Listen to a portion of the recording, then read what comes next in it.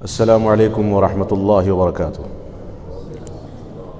بسم اللہ الرحمن الرحیم، الحمد للہ رب العالمین، والصلاة والسلام علی رسولہ الکریم محمد وعلی آلہ واصحابہ اجمعین، اما بعد۔ اعوذ باللہ من الشیطان الرجیم، بسم اللہ الرحمن الرحیم، وذکر فإن الذکریٰ تنفع المؤمنین۔ عزیزان گرامی قدر، عزیز طلبہ اور اساتذہ گرامی قدر اور خواتین ملت اسلامیہ، اسلام کی سب سے بڑی خوبی یہ ہے کہ اسلام میں ہر موقع سے ایک پاکیزہ مجلس کے انعقاد کا اور اللہ رب العالمین کو یاد کرنے کا ہم کو حکم دیا گیا ہے۔ انسان ایک دوسرے سے غم کے اظہار کے لیے اگر جمع ہوتا ہے کسی کے جنازے میں، تو اس موقع سے بھی اللہ رب العالمین کی بڑائی بیان کی جاتی ہے اور صلاۃ جنازہ کا اہتمام کیا جاتا ہے، اور رسول اکرم صلی اللہ علیہ وسلم کی سنتوں کی پیروی کر کے اس کے مطابق تمام امور کو انجام دیا جاتا ہے۔ اسی طریقے سے ایک مسلمان کی یہ ذمہ داری ہے کہ وہ اگر مرد ہے تو 5 وقتہ نمازوں میں باجماعت مسجد میں حاضری دے، اور اگر عورت ہے تو اس کو مسجد میں آنے کا مکمل اختیار حاصل ہے، ورنہ وہ اپنے گھر پر بھی نماز ادا کر سکتی ہے۔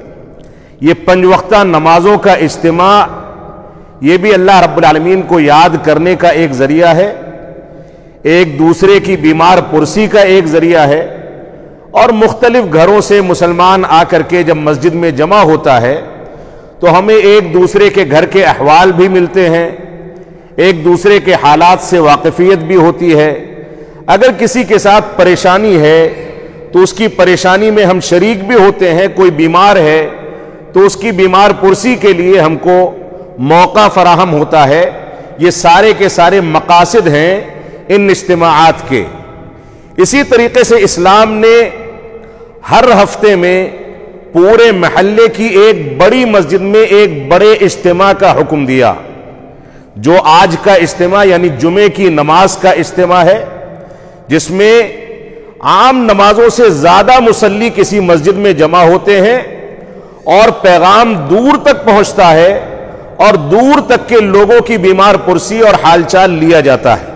یہ اسلام کی ایک بہت بڑی خوبی ہے، اور اسی خوبی پر اسلام نے اس کی حد بندی نہیں کر دی، بلکہ سال میں 2 اجتماعات ایسے رکھے جو عید الفطر اور عید الاضحیٰ کے اجتماعات ہیں، جو بڑی مسجدوں سے بھی بڑا اجتماع ہوتا ہے، جس میں ہزاروں کی تعداد میں مسلمان عورتیں، بچے، مرد، سارے کے سارے لوگ جمع ہوتے ہیں، اور اس کے بعد وہاں سے پیغام اور دور کی مسافت تک پہنچتا ہے۔ اسی طریقے سے اسلام نے ہماری زندگی میں استطاعت اور طاقت کی صورت میں ایک بار ہمارے اوپر حج کو واجب قرار دیا ہے۔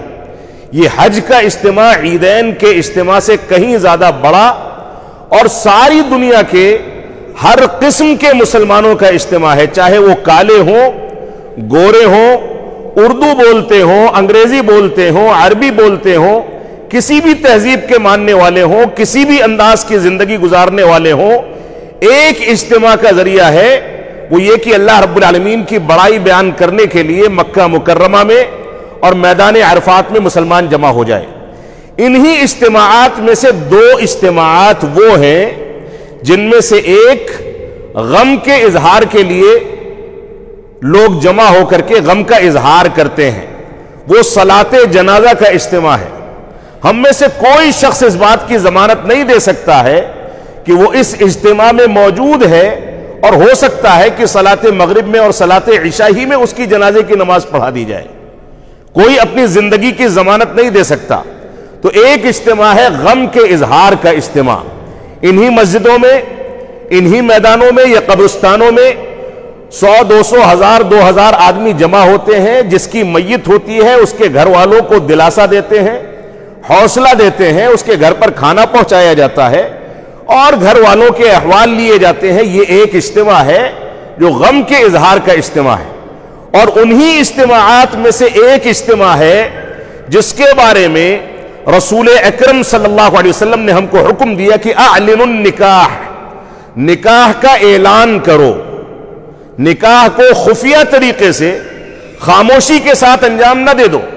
اسی وجہ سے نکاح متاع, نکاح مسیار اور اس طرح کی نکاح کی جو دوسری قسمیں ایجاد کر لی گئی ہیں جن کے اندر سریت ہوتی ہے, مخفی طریقے سے نکاح پڑھ لیا جاتا ہے, ان اجتماعات کی اسلام میں گنجائش نہیں ہے. ان نکاحوں کی یا غلط انداز کے ریت رواج کی اسلام میں گنجائش موجود نہیں ہے. تو یہ اجتماع جس میں ہم اس وقت جمع ہوئے ہیں یہ خوشی اور مسرت کے اظہار کا اجتماع ہے, ایک دوسرے سے خوشیوں کو بانٹنے کا اجتماع ہے.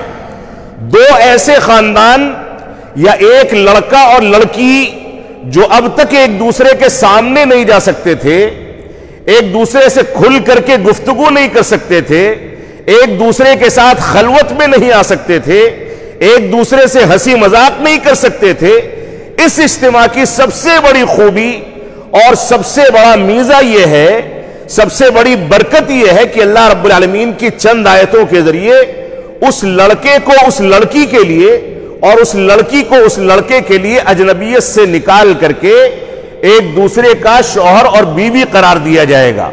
جو چیزیں ان کے لیے حرام تھی اب وہ حلال ہو جائیں گی. یہ اللہ کی آیتوں کی برکت ہے اور نکاح کے اجتماع کا بنیادی مقصد ہے. رسول اکرم صلی اللہ علیہ وسلم نے فرمایا کہ اس کا نکاح کا اعلان کیا کرو. خفیہ طریقے سے خاموشی کے ساتھ اعلان کرنے کا کوئی جواز نہیں, بلکہ اعلان کر کے لوگوں کو خبر دو اور خبر دے کر کے لوگ جمع ہو, آیتوں کو سنیں اور اس کے بعد ایجاب و قبول ہو اور دونوں کو ایک کر دیا جائے. اب یہ نکاح کا پیغام جو ہے وہ بنیادی طور سے کیا پیغام ہے, اس بات کو ہمیں سمجھنا چاہیے. رسول اکرم صلی اللہ علیہ وسلم کے عہد مبارک میں نکاح کے اندر بنیادی چیز جو تھی وہ ایجاب و قبول اور سادگی. اللہ کے نبی صلی اللہ علیہ وسلم خیبر کی فتح کے بعد خیبر سے واپس آ رہے تھے, راستے میں آپ کا نکاح کیا گیا اور صفیہ رضی اللہ تعالی عنہا سے وہاں پر چٹائیاں بچھا دی گئی, ستو, گھی اور مکھن, کچھ چیزیں کھجور وغیرہ ان کے ساتھ تھے, وہی چٹائی پر ڈال دیے گئے اور اسی کے ذریعے سے ولیمہ کر دیا گیا. یہ ولیمہ ہے. اور اللہ کے نبی صلی اللہ علیہ وسلم مجلس میں تشریف فرما تھے, صحیح مسلم کی حدیث ہے, ایک خاتون آتی ہیں اور کہتی ہیں کہ اللہ کے نبی صلی اللہ علیہ وسلم میں آپ سے نکاح کرنا چاہتی ہوں. آپ نے فرمایا, آپ خاموش ہو گئے, اس کو نیچے سے اوپر تک دیکھا اور اس کے بعد خاموشی کے ساتھ بیٹھ گئے, گویا اللہ رب العالمین نے آپ کو اس بات کی اجازت نہیں دی. تھوڑی دیر کے بعد وہ خاتون اٹھ کر کے جانے لگی تو ایک صحابی رسول نے کہا کہ اللہ کے نبی صلی اللہ علیہ وسلم اگر آپ سے نکاح نہیں کرنا چاہتے تو میں تیار ہوں, آپ کہیں تو میں ایجاب و قبول کے لیے تیار ہوں, میں نکاح میرا پڑھا دیا جائے. اللہ کے نبی صلی اللہ علیہ وسلم نے جو نکاح کی بنیادی شرط ہے, سب سے پہلا سوال اس کے بارے میں کہا, پوچھا, فرمایا کہ میں تمہارا نکاح پڑھانے کو تیار ہوں, لیکن یہ بتاؤ کہ تمہارے پاس مہر میں دینے کے لیے کیا چیز ہے. اب لڑکا جو مہر دے گا اپنی ہونے والی بیوی کو یا لڑکے کے گھر والے جو مہر دیں گے, اس مہر کا معاملہ یہاں پر سمجھ لینا چاہیے. اس صحابی رسول نے کہا میں بہت غریب آدمی ہوں, میرے پاس کچھ نہیں. اللہ کے نبی صلی اللہ علیہ وسلم نے فرمایا کہ نہیں, گھر جاؤ, کوئی چیز ملے تو تلاش کر کے لاؤ اپنی حیثیت کے لحاظ سے, اس کے بعد نکاح پڑھایا جائے گا. وہ صحابی رسول گھر جاتے ہیں, واپس آتے ہیں, معذرت کر لیتے ہیں کہ کچھ نہیں ملا, اتنی غربت ہے. تو اللہ کے نبی صلی اللہ علیہ وسلم نے فرمایا کہ نہیں, جاؤ التمس ولو خاتما من حدید, جاؤ چاہے لوہے کی انگوٹھی مل جائے, وہی مہر کے طور پر ادا کرنی ہوگی, لیکن لے کر کے آؤ. وہ جاتے ہیں اور پھر واپس آ جاتے ہیں, ساتھ میں ایک چادر ہے, تہبند ہے. فرمایا ولیکن ھذا ازاری, یہ میرا تہبند ہے, میری چادر ہے, میرے پاس لوہے کی انگوٹھی بھی نہیں ملی، لہذا اس کو مہر بنا دیں. تو اللہ کے نبی صلی اللہ علیہ وسلم نے فرمایا کہ نہیں، اس کو تم استعمال کرو گے تو تمہاری بیوی محروم ہوگی اور وہ استعمال کر نہیں سکتی. کوئی ایسی چیز ہونی چاہیے جو بیوی کی ملکیت ہو جائے. وہ صحابی رسول مایوس ہو کر کے بیٹھ گئے. تھوڑے دیر کے بعد اٹھ کر کے جانے لگے تو اللہ کے نبی صلی اللہ علیہ وسلم نے ان کو بلایا اور فرمایا کہ کیا قرآن مجید کی کچھ صورتیں اور کچھ آیتیں تم کو یاد ہیں؟ تو انہوں نے فرمایا کہ ہاں فلاں فلاں صورتیں میں منہ زبانی پڑھ سکتا ہوں. تو آپ نے فرمایا یہی تمہاری حیثیت ہے، تم جاؤ اپنی ہونے والی بیوی کو اس میں سے کچھ آیتیں اور کچھ صورتوں کا فن سکھا دینا، اس کو پڑھنا سکھا دینا. اس کے ذریعے سے اس کے پاس ایک علم آ جائے گا، ایک ہنر آ جائے گا. یہی مہر کے طور پر قبول کیا جاتا ہے. اس مستقل اس روایت کے اندر، طویل روایت کے اندر جو باتیں بتائی گئی ہیں، اس سے یہ اندازہ ہوتا ہے کہ لڑکے کی حیثیت جو ہے اس حیثیت کے لحاظ سے مہر متعین کی جائے گی. آج کے دور میں لڑکا دے سکتا ہے 1 لاکھ 2 لاکھ 5 لاکھ 10 لاکھ روپے، اور اس کے بعد ہم کرتے کیا ہے؟ کہتے ہیں کہ مہر فاطمی کے طور پر 151 روپے، 2001 روپے، 5001 روپے ہم متعین کرتے ہیں، اس پر نکاح پڑھا دیا جائے. نعوذ باللہ من ذالک.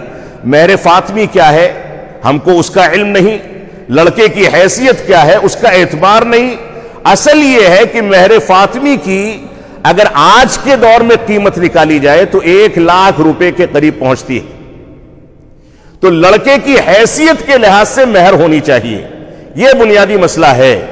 اس وجہ سے ہماری یہ ذمہ داری ہے کہ ہم قرآن و سنت کی پیروی کریں. تو یہ اجتماع جس میں ہم جمع ہوئے ہیں یہ نکاح کی مسرت کا اجتماع ہے.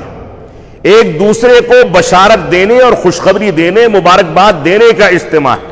یہ اجتماع 2 خاندانوں کو ایک کرنے کا اجتماع ہے. اس سے پہلے یہ دونوں خاندان ایک دوسرے کے لیے اجنبی تھے یا تھوڑا بہت تعلق تھا، لیکن اللہ رب العالمین نے دونوں پر الگ الگ ذمہ داریاں ڈالی تھی. وہ اپنے خاندان میں نمازوں کی دعوت کرتے، وہ اپنے خاندان میں قرآن و سنت کی دعوت و تبلیغ کرتے، یہ اپنے خاندان میں کرتے. اب یہ دونوں خاندان ایک ہو کر کے 1 اور 1 11 ہونے جا رہے ہیں. اب ان کی ذمہ داری ہے کہ شادی کی خوشی کے بعد سب سے پہلا قدم یہ اٹھائیں کہ اسلامی تعلیمات کی تنفیذ کے لیے دونوں مل کر کے اپنے خاندانوں میں کیا کر سکتے ہیں. یہ بنیادی پیغام ہے. اور جو 3 آیتیں آپ کے سامنے تلاوت کی جائیں گی، ان تینوں آیتوں میں بار بار اللہ رب العالمین نے تقوی اور پرہیزگاری کی تلقین فرمائی. فرمایا کہ اے لوگو اللہ سے ڈرو اور جب تم مرو تب بھی تقوی پر قائم رہو. پھر فرمایا اے لوگو اللہ رب العالمین سے ڈرو اور اس بات کو سمجھ لو کہ تم الگ الگ خاندان میں تھے. اللہ رب العالمین نے تم کو ایک دوسرے کا تعارف دیا، ایک دوسرے کی پہچان بنائی. کوئی کالا ہے، کوئی گورا ہے، کوئی بھوجپوری بولتا ہے، کوئی دیہاتی بولتا ہے، کوئی شہر کی زبان بولتا ہے، کوئی انگریزی بولتا ہے، کوئی اردو بولتا ہے، کوئی عربی بولتا ہے. یہ ساری کی ساری نسبتیں اپنی جگہ پر ہیں. اصل نسبت یہ ہے کہ کون قرآن و سنت سے زیادہ جڑا ہوا ہے، کون تقوی اور پرہیزگاری کو زیادہ اختیار کرتا ہے. اب تک اگر دونوں خاندانوں میں نمازوں سے غفلت تھی تو تقوی کی یہ 3 آیتیں سن کر کے اس مجلس کے بعد بھی اگر وہ غفلت باقی ہے تو ہم جرم کرنے جا رہے ہیں. ہماری ذمہ داری ہے کہ اس مجلس کے بعد تو کم از کم تقوی اور پرہیزگاری اختیار کریں اور نمازوں کی پابندی شروع کریں، حلال و حرام کی تمیز شروع کریں. تو یہ 3 آیتیں ہیں. آخری آیت میں اللہ رب العالمین نے پھر سے تقوی کی تلقین فرمائی اور فرمایا سچی بات کہو اور اللہ اور اس کے رسول کی اطاعت کرو. اسی پاکیزہ طریقے میں تمہارے لیے دنیا اور آخرت میں کامیابی ہے، عزت ہے، وقار ہے. دنیا کے کتنے ایسے ممالک ہیں، کتنی ایسی مسجدیں ہیں، کتنی جگہوں پر ایسا ماحول ہے کہ 10 لوگ جمع نہیں ہو سکتے. خون خرابہ ہے، ایک دوسرے کے لوگ دشمن ہیں، لوگ نمازوں میں اذان نہیں کہہ سکتے. یہ اللہ رب العالمین کا فضل و کرم ہے کہ ہم 5 وقتہ نمازوں میں اذان بھی کہتے ہیں، لیکن یہ ہمارے اوپر اللہ رب العالمین کی مار ہے کہ ہم اس کے باوجود مسجدوں میں حاضر نہیں ہو پاتے. اس وجہ سے ہماری یہ ذمہ داری ہے کہ ہم تقویٰ کے اس پیغام کو لے کر کے اس مجلس سے اس طریقے سے اٹھیں کہ آج کے بعد تقویٰ کے خلاف کوئی کام نہ ہونے پائے. بشری تقاضے سے کچھ لغزش ہو جائے، کچھ کاہلی اور سستی ہو جائے تو توبہ کر لیں، پھر سے رجوع کر لیں. یہ 3 آیتوں کا یہ پیغام ہے. اس وجہ سے ہمیں نکاح کے بارے میں اس بات کو سمجھ لینا چاہیے کہ یہ نکاح خوشی کا پیغام ہے، اور یہ نکاح ایک دوسرے کو مبارکباد دینے کا پیغام ہے. یہ نکاح دنیا کے سامنے یہ پیغام دینے کا ایک میسج ہے اور پیغام ہے کہ دنیا میں بے شمار طریقے اختیار کیے جاتے ہیں شادی بیاہ کے. آج کل تو صورتحال یہ ہے کہ لڑکوں کی لڑکوں سے شادیاں ہو رہی، ہم جنس پرستی کو قانونی شکل دی جا رہی. اسلام بڑا پاکیزہ طریقہ اختیار کرتا ہے. ایک لڑکا اور ایک لڑکی جو دونوں آپس میں خون کے رشتے میں نہ ہوں، ان کا رشتہ کیا جائے اور ان دونوں کو بڑے پاکیزہ طریقے سے تقوی اور پرہیزگاری کی تلقین کر کے ایک دوسرے کے ساتھ کر کے چھوڑ دیا جائے، رخصت کر دیا جائے. یہ پاکیزہ طریقہ ہے. ورنہ دنیا میں جانوروں کی شادیاں بھی ہوتی ہیں. دنیا میں آج کل صورتحال یہ ہے کہ انسان فقر و فاقہ سے اور بھوک سے مر رہا ہے، لیکن بڑے گھرانوں کے اندر کتوں کو اور دوسرے جانوروں کو انسانوں سے زیادہ مہنگی غذائیں دی جا رہی. صورتحال یہاں تک پہنچ گئی. تو اللہ رب العالمین نے ہم کو انسانیت کا، شرافت کا، قرآن و سنت کا، تقوی اور پرہیزگاری کا درس دینے کا حکم دیا ہے. اور یہی طریقہ امت اسلامیہ کا وہ خاص طریقہ ہے جس کے بارے میں اللہ رب العالمین نے فرمایا وَكَذَلِكَ جَعَلْنَاكُمْ أُمَّةً وَسَطًا، کہ ہم نے تم کو امت وسط بنایا ہے. امت وسط بنایا ہے یعنی ایسا طریقہ دیا ہے جو ساری قوموں سے تم کو جدا کر دیتا ہے. بڑا پاکیزہ طریقہ. کسی کے یہاں خوشیوں میں شراب پی کر کے لوگ مگن ہو جاتے ہیں، بہن بیٹی کا، ماں بیٹی کا فرق ختم ہو جاتا ہے. لیکن مسلمان نشہ نہیں کرتا.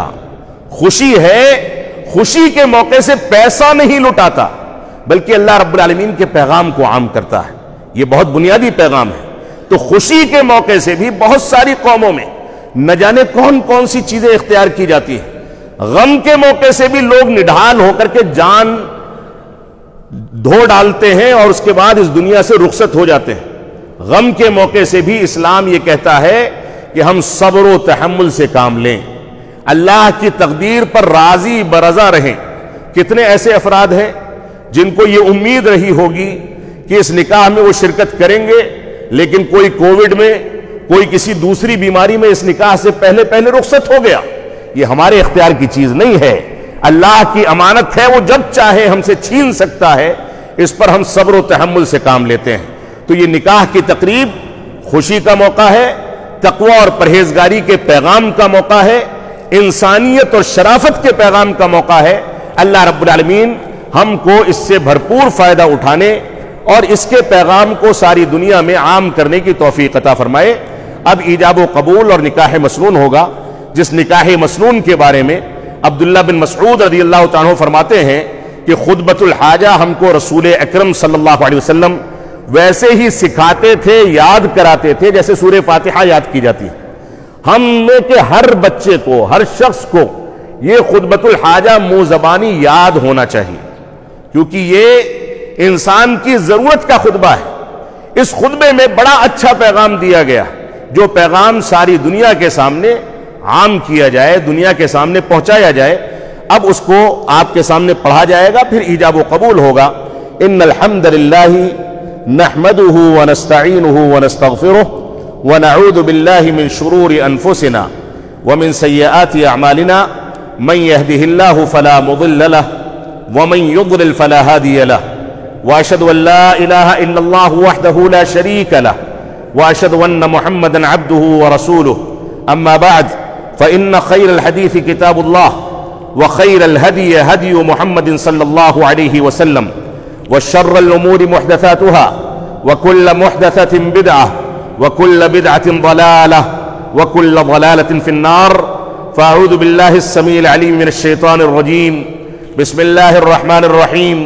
يا أيها الذين آمنوا اتقوا الله حق تقاته ولا تموتن إلا وأنتم مسلمون يا أيها الناس اتقوا ربكم الذي خلقكم من نفس واحدة وخلق منها زوجها وبث منهما رجالا كثيرا ونساء واتقوا الله الذي تساءلون به والأرحام إن الله كان عليكم رقيبا يا أيها الذين آمنوا اتقوا الله وقولوا قولا سديدا يصلح لكم أعمالكم ويغفر لكم ذنوبكم ومن يطع الله ورسوله فقد فاز فوزا عظيما وقال النبي صلى الله عليه وسلم النكاح من سنتي وقال في موضع آخر فمن رغب عن سنتي فليس مني.